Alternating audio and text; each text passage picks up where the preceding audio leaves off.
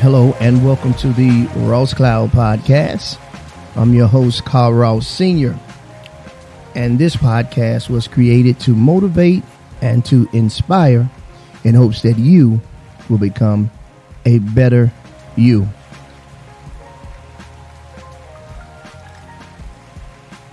I want to first say hello to all of our listeners out there. Those who are listening in Belgium, Brussels, Belgium. Bonjour to those that are in Panama City, Panama. Buenos dias, buenos tardes, señorita, señor. Those that are listening in Washington and all of the surrounding areas here in North Carolina, in Charlotte, North Carolina, over there in Knightdale, Winston-Salem, the Trefo. And right here in Gate City, Greensboro, North Carolina, Raleigh, Durham area, Chapel Hill, North Carolina, stand up. Shout out to those in VA and Virginia Beach, Richmond area. To our listeners in Boston, Philadelphia. Man, I've got to give a shout out to those that are listening in Canada.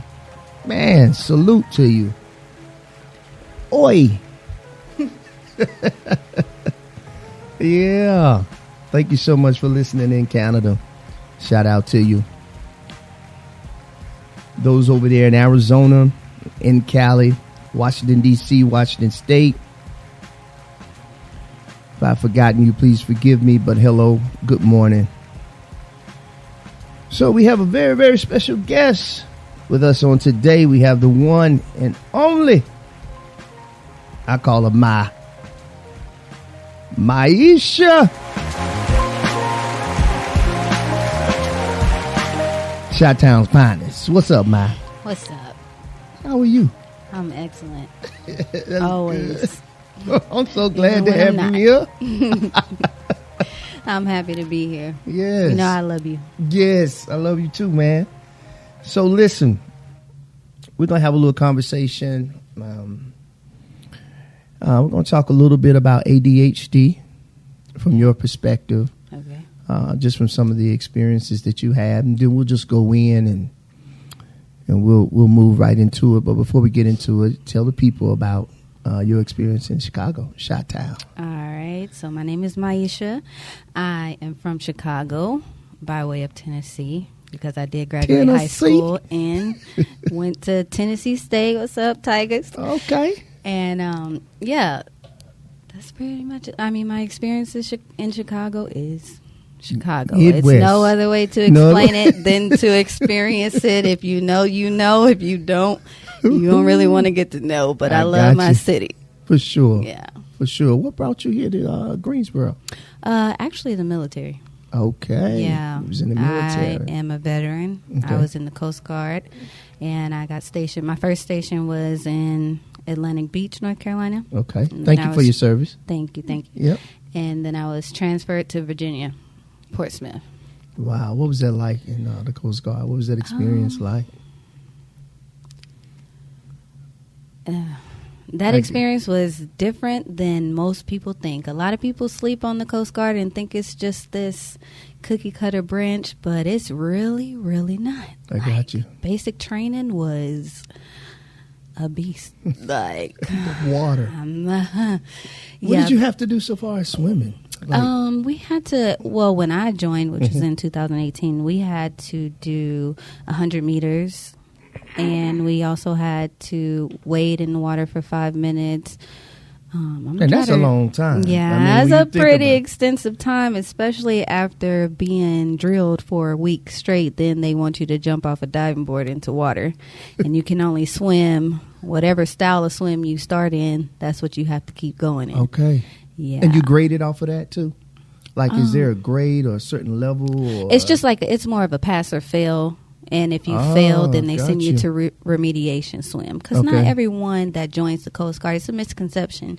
People think you join the Coast Guard and you could swim. Not it's they don't pre-test you to see if you can swim when you join. If you tell them you can, that's what they're gonna go by. But also, if you can't, they'll train you, or they'll at least teach you. They call it the butterfly. Okay. So that's like the main thing they teach you when you fail the swim test. Okay. And you just have to pass that. Now, if you can't pass it, I think it's by like week 6 or 5 or something. Don't quote me, y'all, because I know how y'all like to tussle. But it's by one of them weeks. Yeah. If you don't pass, then you know. Yeah. That'll be the end of your Coast Guard career. I got you. And you also do run test, and it's a lot. It's a lot. It was a lot. I actually ended up getting injured while I was at basic training, but I joined at 28. I'm 32 now. You. So I believe I was the oldest female in my company. Really? Yeah. What kind of challenges did you have with that you might have faced? Really nothing when it came to my age because of my appearance. My commanders really thought that I had my commander tell me actually once. He was like, it was, I think the last week of basic training. Yeah. He said, recruit Earsery. Slowly turn around, look at him. Well, not look at him because you can't look him in the eyes now. I looked at his collar, though. I got you. Right. And I respond, and he's like, how old are you? I'm like, I'm 28. He's like, you gotta be kidding me. 28? I thought you were 17, but I wondered why you were so mature. Thank you. Right. Just don't give me a tracker. I don't care. I'm getting out your face real quick. Right? Yeah, man. It was a lot. Like, they had these things called trackers, which kind of be like a mark. You get these too many trackers, then that means that you would get reverted. To get reverted means to be sent back in training. Okay. And I once saw someone on graduation day get sent back to week 1. You got to be kidding me. For stuttering. When asked the question. You got to be kidding me. They are no joke. When I say they are no joke, you better know that Coast Guard information. Okay, you better be confident when you say it, Uh-huh. and you better not look them in the eyes when you do it because they are no joke. Yeah, you shared that video with me. I saw that. Yeah. And then everything in that video is something I experienced and maybe a little more. Sure. But it wasn't, a lot of us cried. I will say that. Sure. And it was just graduation? No, I'm talking about during training. A lot of us cried, men, women. It didn't matter because it's a mental training. Yeah, sure. It's a physical. It's everything. Emotional. Yeah. You have somebody yelling in your face at one time. You have to learn how to control your anger if that's something you have an issue with. If focusing is something you have an issue with. Yeah. You gotta definitely have to have attention to detail because if you mess up, everyone suffers. Yeah, that's right. It's the only time you get like individual punishment is when you do something really serious. But other than that, one band, one sound. That's right. That's what you it mess is. up, we all messed up. Holding a canteen over your head filled with water for about an hour is not the band you want to be in. Nah, it's not a game. No, it is so not. let's go back to, I heard you mention your injury. Yeah. Let's talk about the injury, and then that'll lead us into ADHD and some other things that you're going through right now.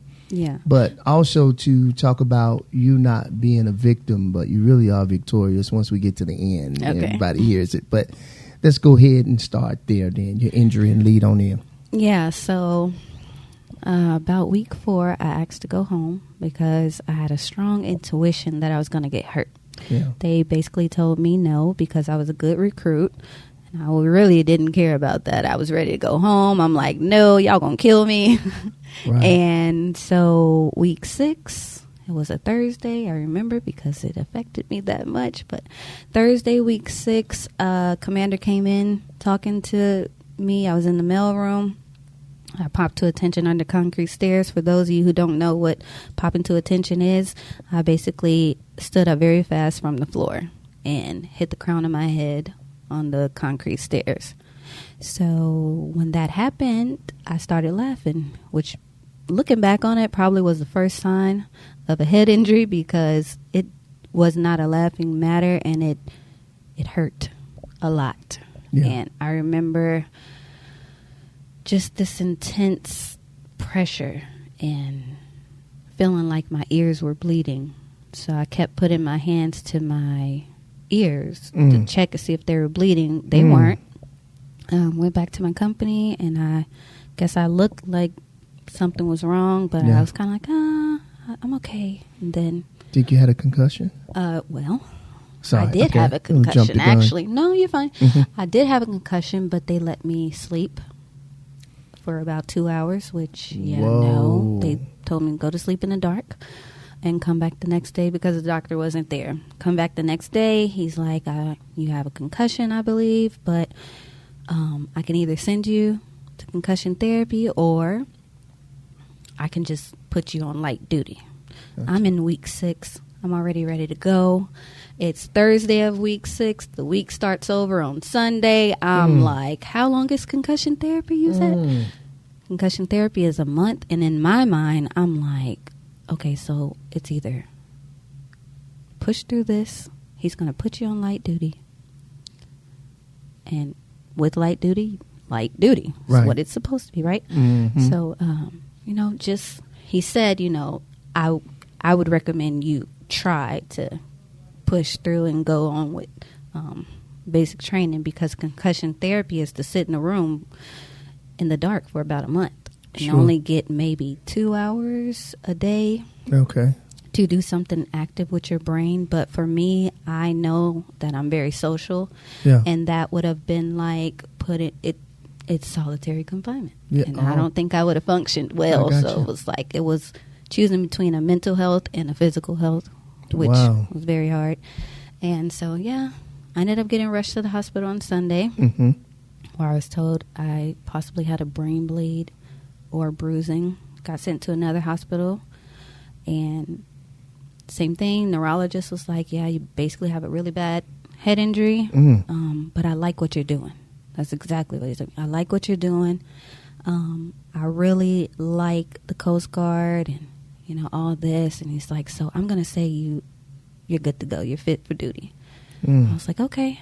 So, I'm kind of just rolling with it, because up until this point, for those of you who don't know, up until this point, you don't realize how significant hitting your head can be. Yeah, and you didn't have a Kevlar on it, did you? You didn't have anything. No, I know in the Army we wore those Kevlars. The same thing in the Coast Guards. No, do you wear Kevlars at all? No, because this is basic training. So, and plus I was indoors. When you're indoors, you don't have anything. You don't have a hat on or anything, unless you are a commander or something like that. Understood. Then you can have your hat on. But usually they don't either. Thank you for clearing that up. Yeah, no problem. Yeah, go ahead. Yeah, so I didn't have anything on my head except for my head. I got you. So I went to the hospital, stayed in ICU for about 2 days, got out. Now I'm in week 7. So got out, stayed in the ward. Did you graduate?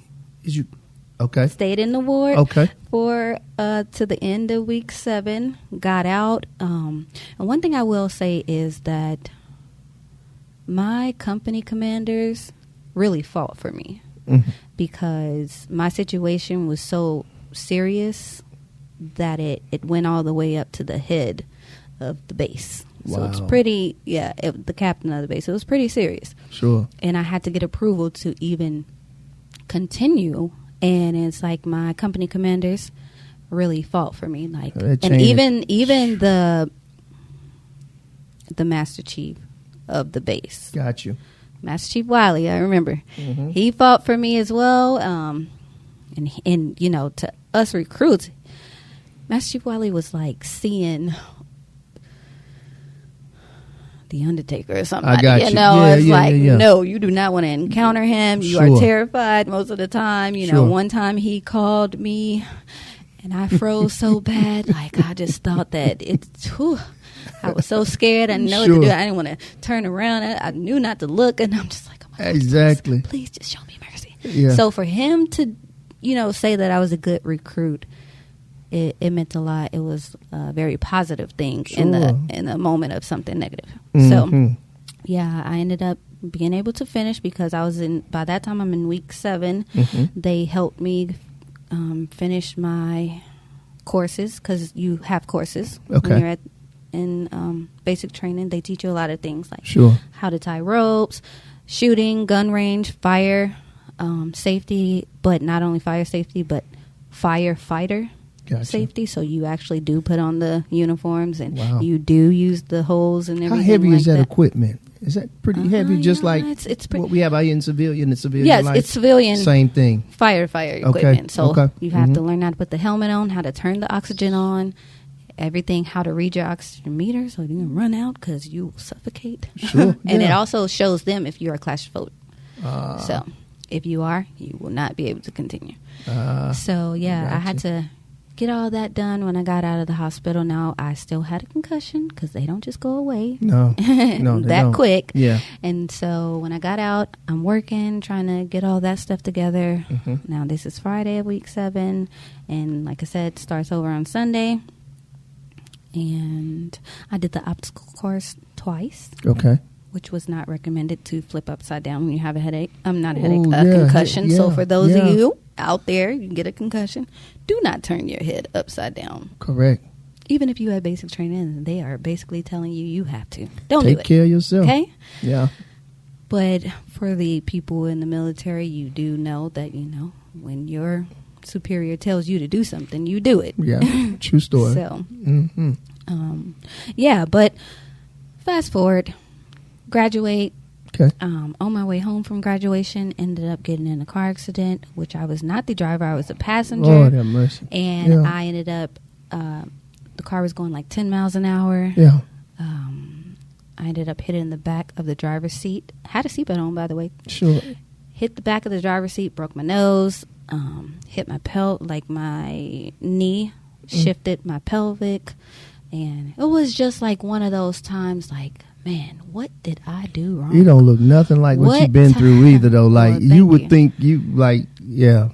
It was one of those times that you kind of just like, what did I do wrong? Yeah. I'm trying to do something good. I got you. What did I do wrong to deserve this? And it was a very, very hard time because I felt like, am I getting some type of bad karma? Did I that I don't know, or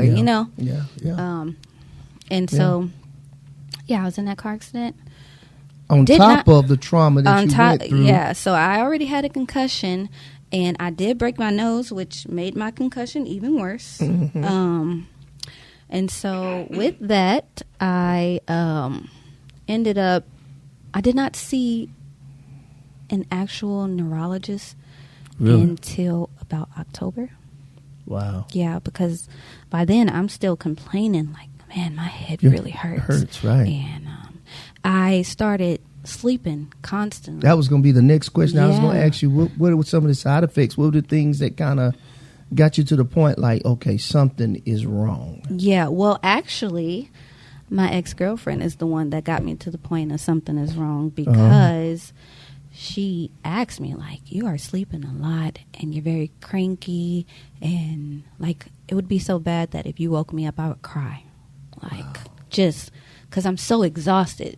Like, and I just thought, you just got out of basic training. Yeah. So you're just tired from that. That's what I'm thinking. But when she asked me if I was pregnant, I'm like, what the heck? Like, no. So that's when I started noticing something was wrong because someone else pointed it out to me. Then I started noticing something was wrong because I literally fell asleep doing anything, anywhere, at any time. Wow.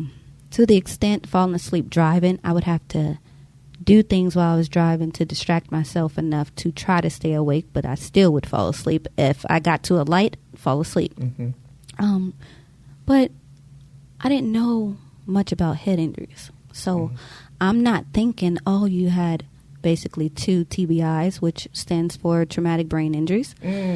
So I'm not thinking, this is because of that. I'm really just thinking that I'm trying to adjust to basic training. Sure. And it got to the point where I was falling asleep in front of my captain because I was stationed on a cutter, which is a boat. guys. And a really big boat. It's a buoy tender. That's the one I was on. So cleans the buoys in the ocean. And so would you compare this injury to what we see happening with NFL players too, with the CTE? Yeah. With the CTE, the chronic traumatic CTE. That's a tough word right there, girl. Encephalology? I can't see it. Yes. Can you see it from where you are? Chronic traumatic encephalopathy. The progression of a brain condition. It's thought to be caused by repeated blows to the head. That's what well, it in my sounds case, like what you went through, in my case, maybe, but. To have a traumatic brain injury, it doesn't mean that you had this is like NFL players are more like repetitive. Yeah, exactly, over and over. Yes. So this is over a period of time with your head injuries. Well, they were only 2 weeks apart. So, yeah. And that happened twice. Yeah. So, it's a little different than that. It's a little different. Yeah, I got because you. They're doing this constantly. Yeah, that's their and life. that's why a lot of them have neurological degenerative okay. issues. Correct. Yeah. So, my injuries were just a result of 2 head injuries. Even if they were stretched out, one head injury can cause you, like they said, traumatic brain injury. Traumatic brain injury. So, that's right. Yeah, and a lot of things happened. It got to the point where I could not walk without crutches. I was on crutches for a very long time, a year or something. I was having all type of incontinence. Went to specialists, and they're telling me nothing's wrong with your bladder, nothing's wrong with your uterus, and I didn't understand why. I'm like, all I know is I'm not making this up, because sometimes they like to think you want to malinger, which means you're just trying to get out of work. Sure. I actually had a doctor, because I went to the hospital in October 5 times for these things I was experiencing. Needle fillings, pain in my pelvic, pain in my back, to the point not walking without support from crutches, and incontinence, and just not being able to function. Pretty much physically, emotionally, mentally. How many soldiers do you think are going through this, male and female? Like, just on average, it's I think it would be too hard to count. Honestly, I don't even know if I could put a number to it. I know it, because when you're in the military, you're trained to keep going. Yes, because you have a bigger mission than yourself. That's right. Yeah, you have a bigger mission than yourself. Although I didn't get to do much. I've always been a person of service. So I've worked for TSA, an airline. I've worked for the post office twice. All still having these. No, this was before the. Okay. I actually joined the Coast Guard because of TSA. I didn't even know what the Coast Guard was. I got you. What is this? But I always knew I wanted to be in the military. I had like this little, when I grew up, I was like, yeah, I want to do this. I was one of them kids that was like, I want to do this, and I think I can. So I did. Right. I wanted to work for an airline. Did it. You did it. Wanted to work for the post office. Did it. And the only thing I didn't do was become a singer and a pediatrician, because I can't see kids cry from pain. So I was a little soft on that. But going back to all of those injuries, up until October, I hadn't seen a neurologist. But seeing a neurologist at the hospital is different from seeing a neurology specialist who only focuses on neurology and who has went the years. I think you have to go to school for maybe over 10 years to be qualified for neurology. So it's not like going so you can be a to specialist. Be a doctor. Yeah, it's way longer, because the brain is very so complex, much that they don't know even to this day about the brain. Absolutely. So what they do know is that hitting the crown of your head, that's your central nerve system. Isn't that the softest? Yeah, where your soft spot is when you're a baby. So think about it in that way, I guess, a little bit. It is harder because you're not a baby. Right. But it is still your central nerve system. So hitting that spot, you can hit your forehead, and it might not be as bad like you might get a good knot, Right. but it won't be as bad as hitting the top of your head. So what were some of the signs that you saw outside of the headaches, the sleeping? Did you become forgetful? Did having those moments where you forgetting those, how you have those dead spots where you forget, and then it goes for a long period of time. But let's go ahead then. We could just go ahead right into the ADHD part of it. So with my head injuries, when I saw an actual neurology specialist because of all the symptoms I was having before, I learned a few things. But I also told the doctor he was crazy because I was like, you don't know what you're talking about. Like, that was my reaction. I literally said that to him. I was like, you don't know what you're talking about, because he told me he thought that I was narcoleptic. I'm like, from what I knew about narcolepsy, I thought it was a genetic thing. I didn't know that you could get it from a head injury. Wow. I didn't know that you can get a lot of things from head injuries, which one of them is ADHD. It stands for Attention Deficit Hyperactive Disorder. But I did a sleep study. Okay. It said that I didn't have, borderline narcolepsy. I was 15 seconds shy of being narcoleptic. And it said that I had hypersomnia, which, if you think about it, is basically the opposite of insomnia, which means you can't sleep. Can't sleep. So I would sleep excessively. Wow. I remember once I slept like 22 hours in one day. You got to be kidding me. It might have even been more than that. I only remember waking up to use the restroom. And sometimes, honestly, if we're going to be candid on the air, sometimes I didn't even do that. So... got you. Yeah, and it was so bad to the point of needing medication. Wow. Because I even to this day, it's been about 4 years now, I cannot function without that medication. Get out. And to know me, you'd know that I don't really like taking medication, but because of all this I've been through, some I just have to take, and this med that I take for my hypersomnia is one of them, because I can't find anything natural. So if any of you know anything that's natural, coffee does not work, so don't suggest that. No. Let me know. Yeah. But I had to take that med, and then it was like, even with that, my symptoms weren't getting. That part was a little more manageable. Sure. But that I was still having these other symptoms that I couldn't explain, and when I try to tell the doctors on base and everything, I wasn't able to articulate it very well, because I'm trying to explain something I've never experienced and that I don't know much about. Sure. So, the ADHD. No, all of it. Like all of my symptoms. Everything. All of everything. Now, ADHD diagnosis did not come until about 2020. Really? No, actually, I misspoke. January 2021. Wow. So up until then, I did not have with the ADHD, any of those type of diagnoses. I had, in 2019, I started having these episodes where I was aware of the episodes, where I was like, I would get these aches and these pains from waking up and just have this really horrible headache and not understand why, and just have some symptoms that I could not explain. Sure. And turned out that I had epilepsy, which I got from my head injury. And then I also have something that's called POTS, post-orthostatic tachycardia syndrome, which basically means that my heart rate does not adjust. I'll put it that way for you guys, but it doesn't adjust right away. If I am moving and then I stop, it could cause me to pass out. It also can cause epilepsy. Yeah. So tell us a little bit about epilepsy, though. Tell us a little bit about that.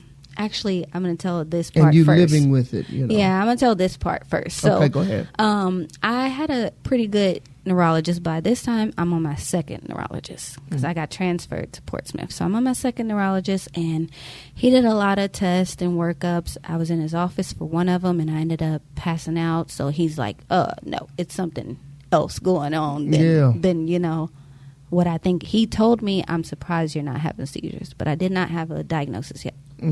So he sent me to cardio, because I was also complaining about chest pains and just not being able to catch up, and being tired from that as well. I had a plethora of tests. Man. I had monitors placed on my chest and monitors placed on my head that I would have to wear for 3 days. Wow. And I was allergic to the glue that they use. So blisters on your head, blisters on your chest. And it was not a great time. No. And it got to the point that while I was active, I ended up being placed on administrative leave because I could not drive. By that time, I'm taking off driving. No driving.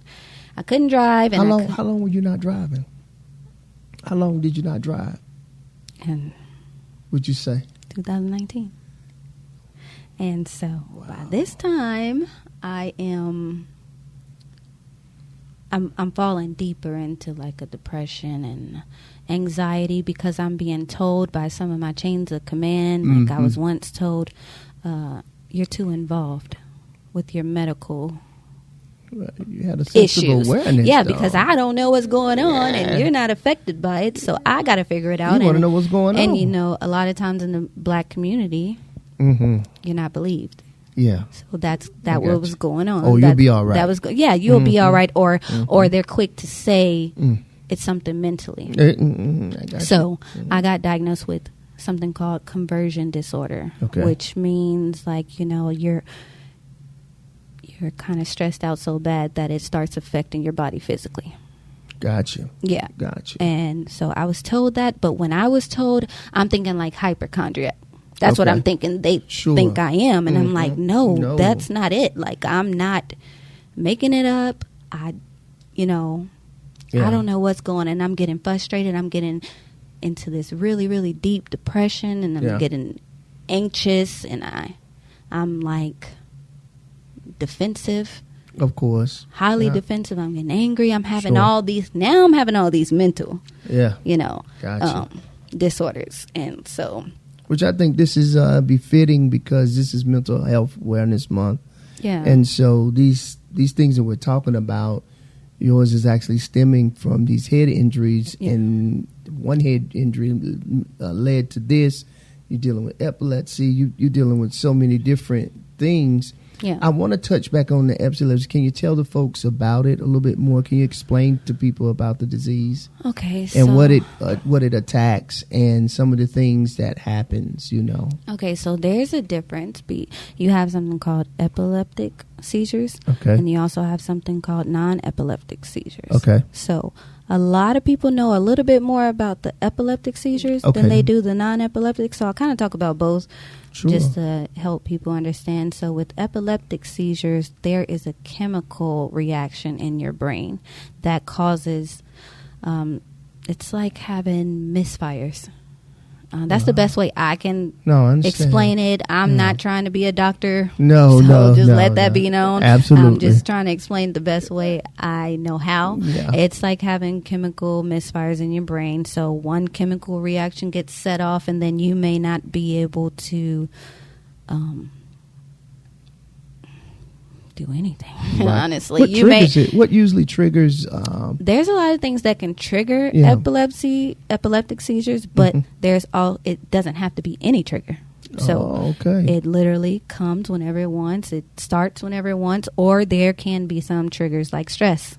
And in that time, I was highly stressed. So I'm having like all these stressors from people, from my body. It's physical stress, mental stress, emotional stress. All of those are stress. You can be stressed and not even know you're stressed. That's right. Yeah. So, but I knew I was stressed. Yeah.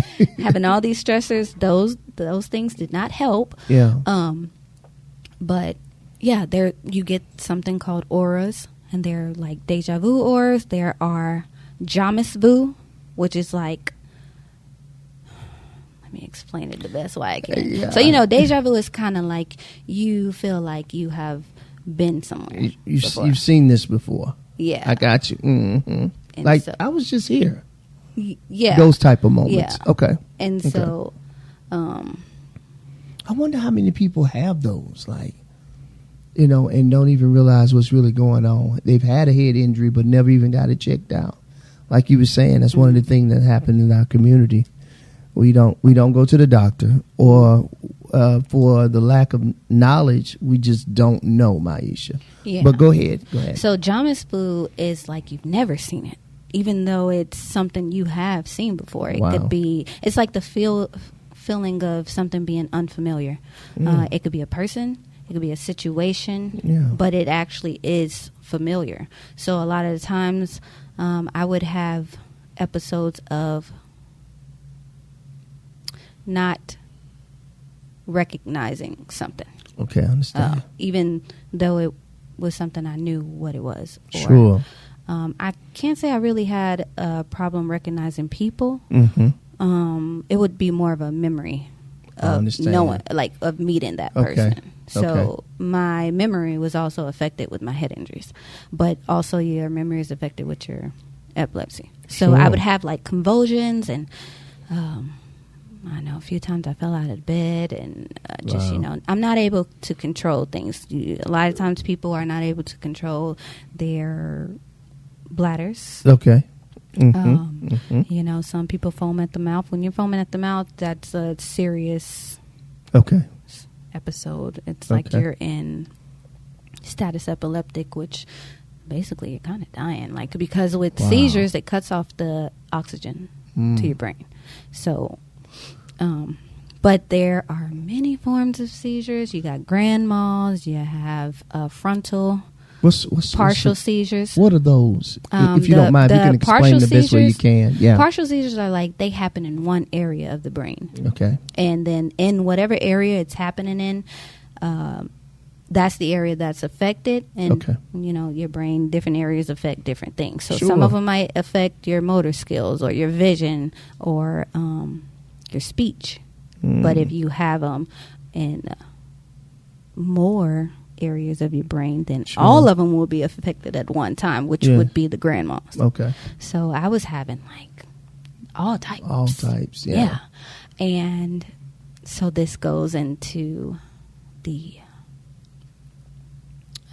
so I was diagnosed with epilepsy by 2 different neurologists, and I'm retired now. Okay, let me ask you this before we move forward. Can that lead to you having a stroke? Yeah, at all? Can it lead seizures to that? can lead to anything because you're cutting off the oxygen to your brain. Understood. So, which is so serious. Yes, it is. Let me say this though: I also was diagnosed with chronic migraines because what I'm about to say now will lead to that. So, go ahead. I was diagnosed with chronic migraines, and when I was medically discharged from the military, which actually wasn't that long ago, I discharged in 2021 in January. I'm now at the VA. Okay. And hoorah. No. And my neurologist with the VA was they got to do better. Yeah. Yes, they have to do better. But go ahead. No comment. But they my do. My neurologist with the VA was like, well, you know, because at this point I'm on 2 seizure medications. Yeah. One's called Keppra, which was my main one. I'm taking 750 milligrams 4 times a day, which equals out to 3,500 milligrams a day.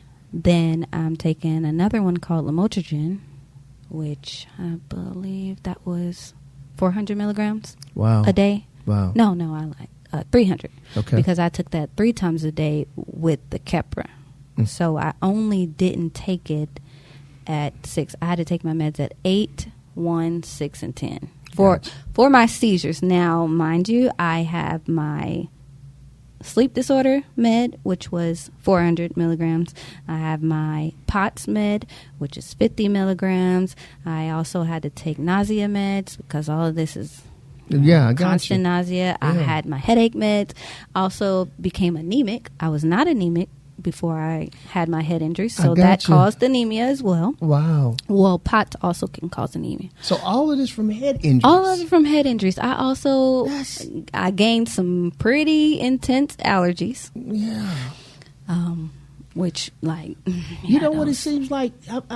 As an analogy, it almost seems like an earthquake just happened and everything is like a tsunami. Yeah. And it just came crashing down. Yeah. And you're trying to build it up, but you got all this damage now. Yeah. All this damage in your foundation or your brain right now. And then, you know, with all the diagnosis I'm getting, and I'm also going to therapy, mental health therapy. They call it behavioral health. I'm also going to that, and it's like trying to deal with all these things at one time. So but you're doing it though.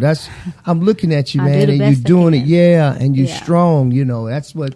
But let me say something. One of the things I want to say that. But go ahead though. Because when you're going through all these things, and yes, I am trying to be the strongest that I can be. Sure. It's not always easy, but when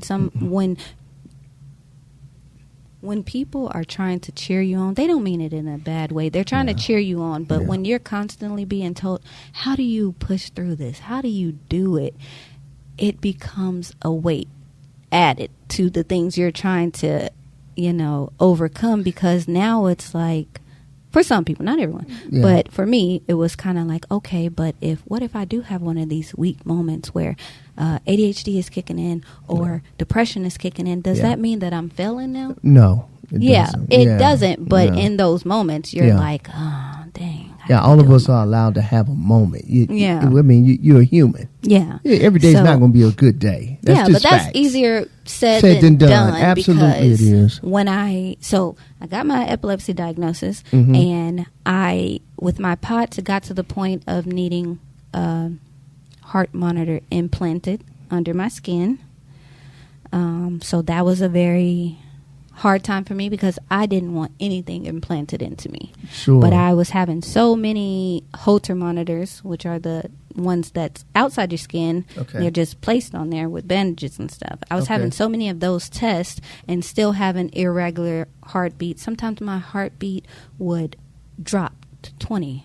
I understand. Sometimes it would rise to 187 or, somewhere in between that. Anything above 100 is not so great. Anything below 60 is not great. Either one of those can cause you to have all these symptoms. Under 60, more than likely will cause passing out spells, syncope, and death.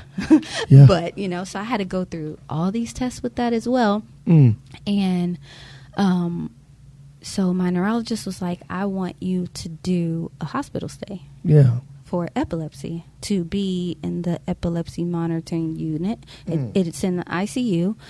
You basically stay for 3 to 5 days, and you are hooked up to these. It's an EEG. Okay. So EEG is for your brain. It measures your brainwave activity. EKG is for your heart. But you also have an EKG on as well. Sure. And so basically with that, I had to stay in the hospital for a week and to try to catch me having one of these episodes, because I'm like, I'm having them every day. So many times I can't really track it.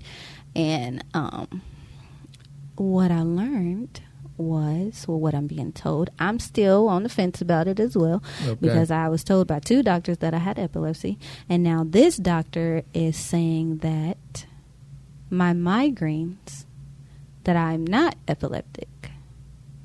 So she told me that my migraines have seizure-like activity, and that's why most people are misdiagnosed with epilepsy when they have so that's what I was getting into, when they have chronic migraines, because seizures have auras and so do migraines. Understood. I also learned that migraines do not necessarily mean you have a headache for forever. Migraines can be pain in your neck, vision changes, nausea, headaches, of course we all know that. Speech impediments. It's so much. Like it's number one, I thank you for smells. Thank you for giving the listeners this type of information. It's solid information too, and you know it. Like we said before, she's not claiming to be a doctor, but I know her it now. experience and being aware of what's going on with your health, that's so important for us in our community, just as humans, period. The biggest thing I can say is fight for you. If you know something's wrong, and don't just settle for what the one thing they tell you. And that goes for mental health as well, because I was told you have conversion disorder.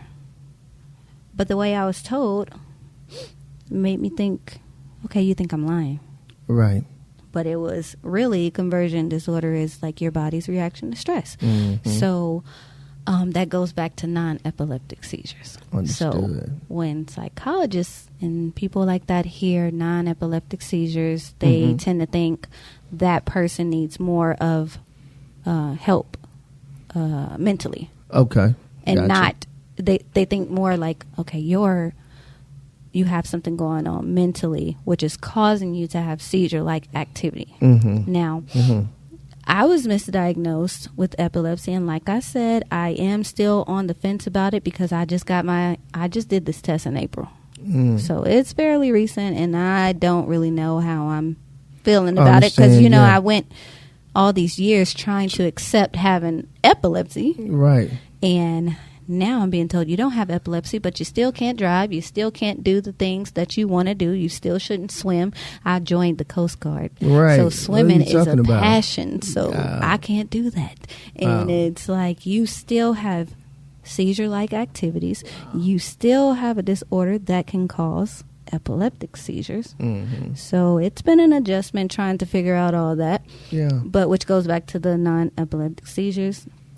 A lot of times when the psychologists and such hear that, they try to focus more on your mental health. Okay. Well, whereas with me, it's not non-epileptic seizures. She told me she didn't want to diagnose me with that because my migraines are seizure-like activity, but my POTS can make you have actual epileptic seizures. So it's like there's really no way for her to tell which is which. I understand. You know, like you said a few minutes ago, the brain is so complex. Yeah. So it's kind of like playing it's like Russian roulette to me. Like, they don't know. They don't really know. It's so much unknown that it's kind of like.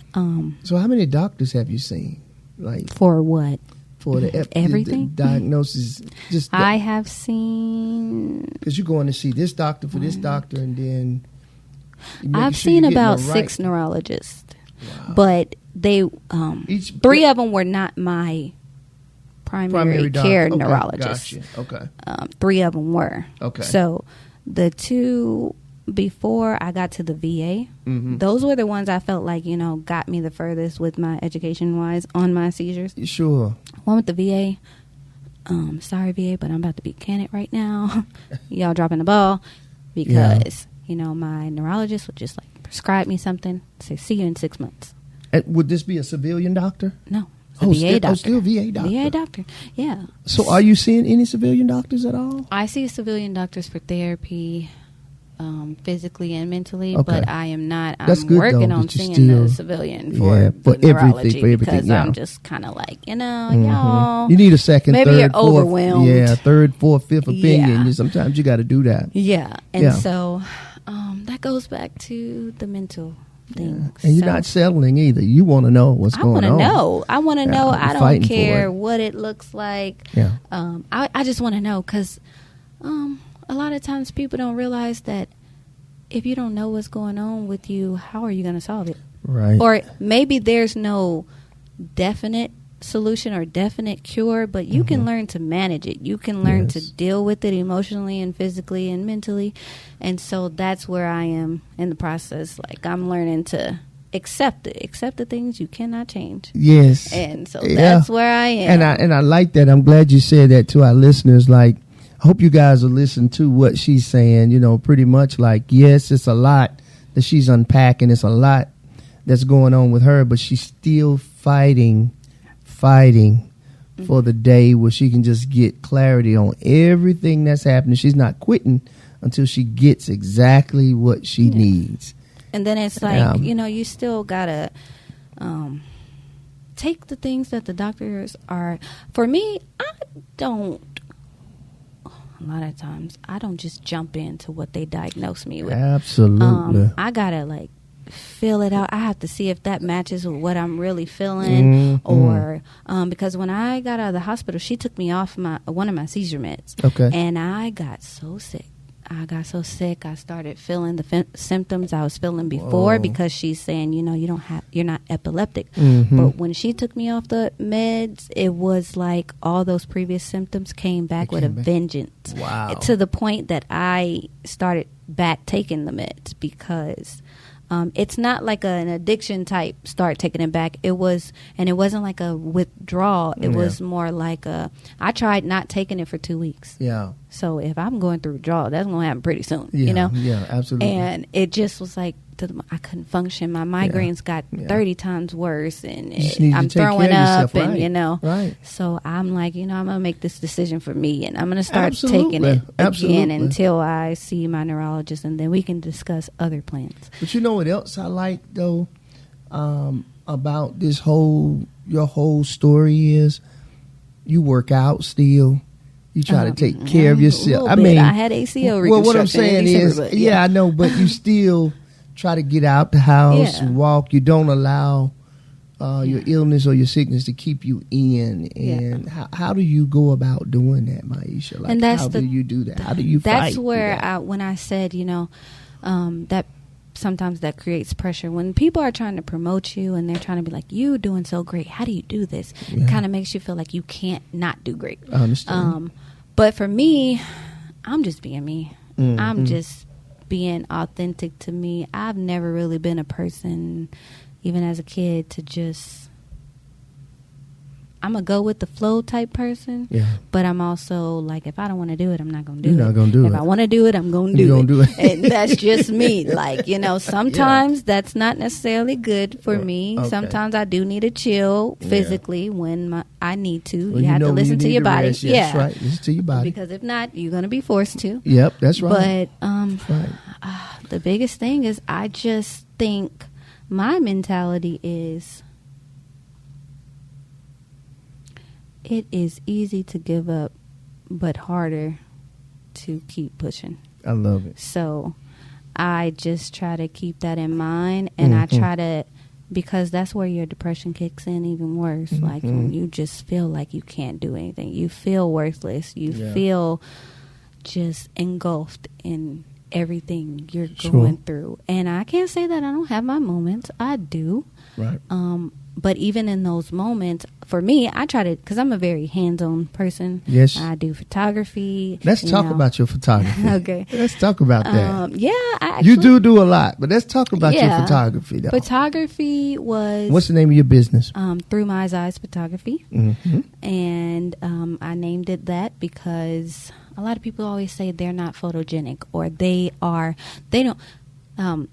some of the pictures I take, they're like, wow, how did you think of this? What were you thinking? So, because you got Tori wanting to take pictures. Yeah. That's great, though. And so why I came up with that is because I want everyone to feel like they're photogenic. Yeah.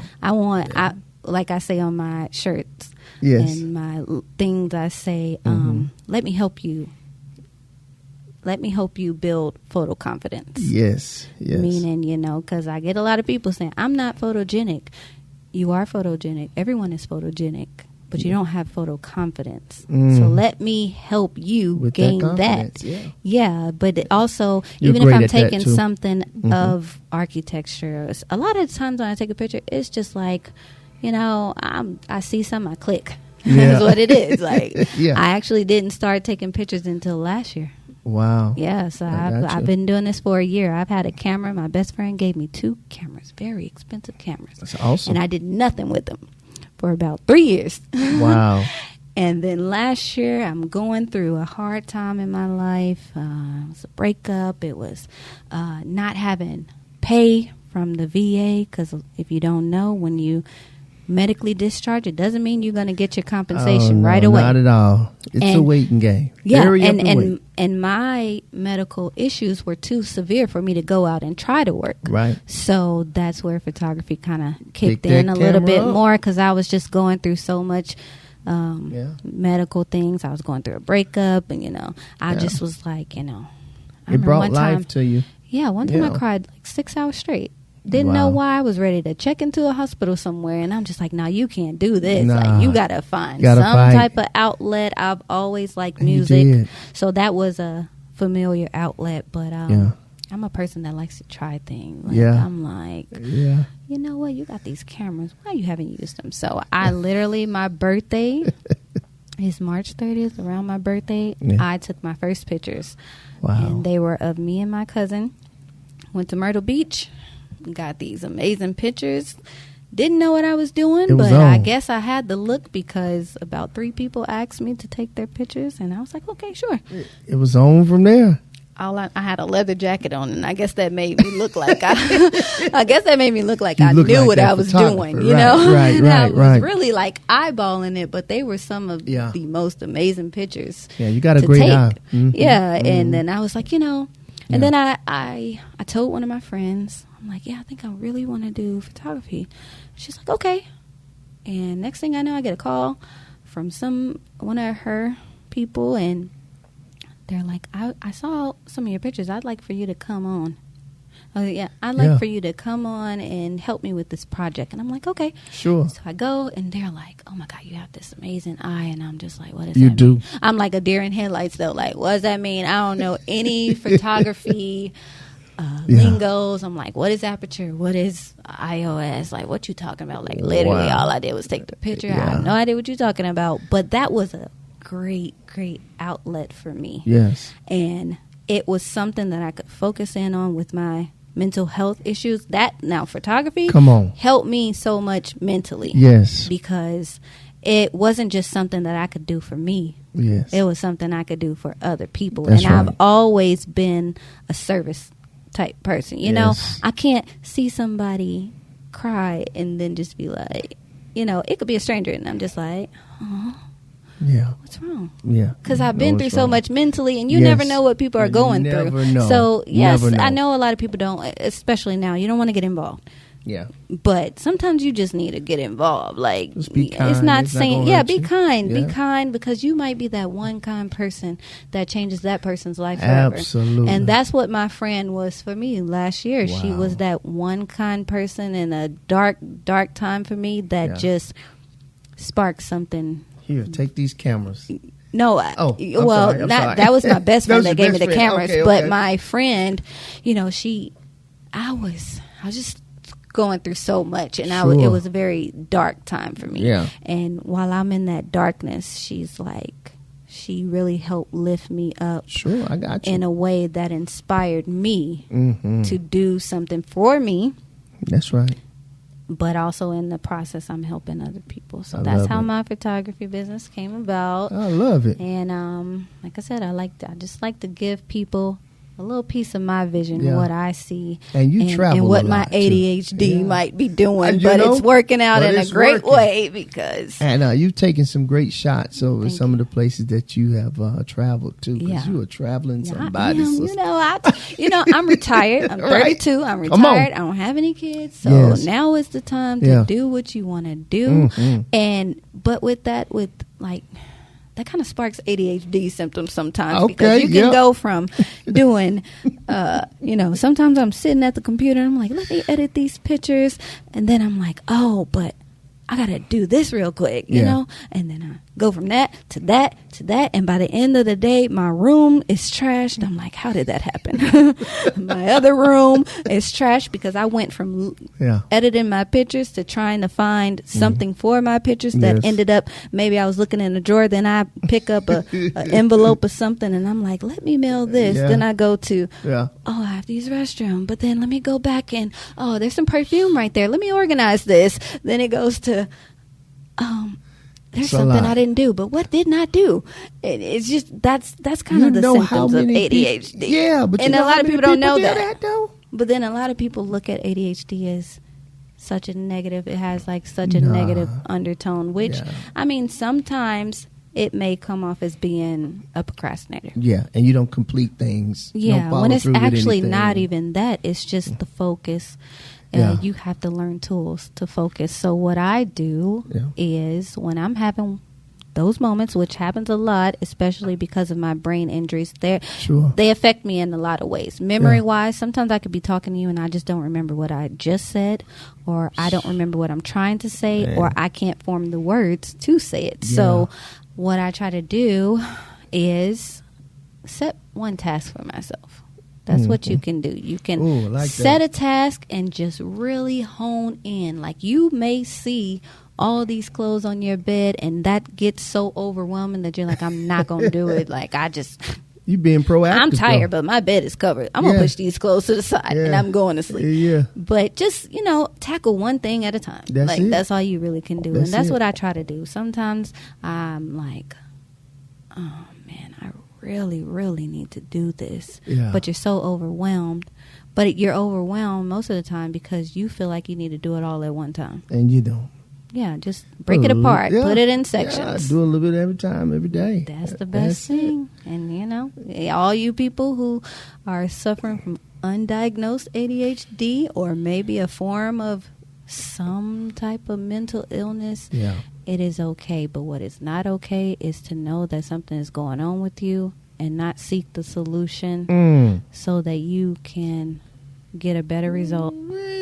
That's not okay to know something is going on, but not want to gain the knowledge. That's right. To see how to fix it or manage it.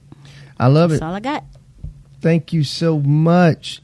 I hope you guys have heard something on today that could help you navigate through some of the things that you have gone through in your personal life. We want to say thank you to our special guest, Myeisha. I call her Mai, through Mye's Eyes Photography. And I'm so glad that she came on today. And I hope you guys have learned something on today from her life experiences that can help you become a better you. My name is Carl Ross Sr., and this is the Ross Cloud Podcast. Have a great day. Keep making it great. Peace.